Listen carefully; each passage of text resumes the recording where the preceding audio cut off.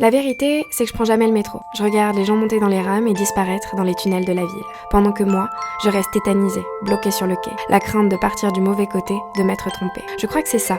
Rentrer dans un wagon, voir défiler les stations et réaliser que je me suis plantée de direction. Puis, on est sous terre.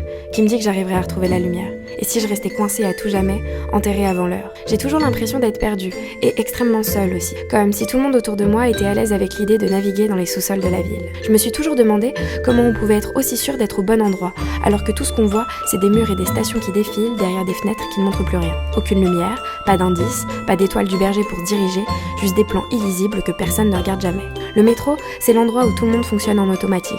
On ne regarde rien, il n'y a rien à voir, on se déplace et c'est tout. Mais moi, j'aime voir le monde. Alors, pour une fois, je suis montée dans le métro et j'ai cherché ce qu'on pouvait y voir. Et j'ai vu cette dame, un livre à la main. On lui avait offert pour Noël. Il était resté longtemps sur sa table de chevet, mais aujourd'hui, elle avait osé l'ouvrir. Puis cet homme, des valises à la main, qui partait pour l'aéroport. C'est à 62 ans qu'il prendrait l'avion pour la première fois. Il partait rendre visite à sa fille. Des années qu'elle lui manquait, mais il n'avait jamais osé.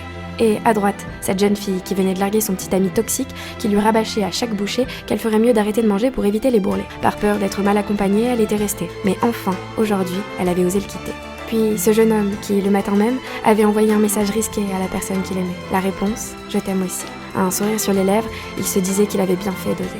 En descendant, je ne savais pas vraiment où j'étais, mais j'avais osé.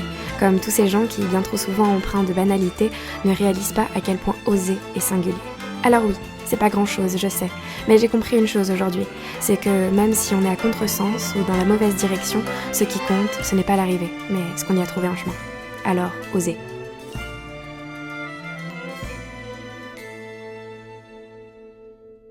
Don't talk to me, I'm a resentful bitch. Don't flip my tape.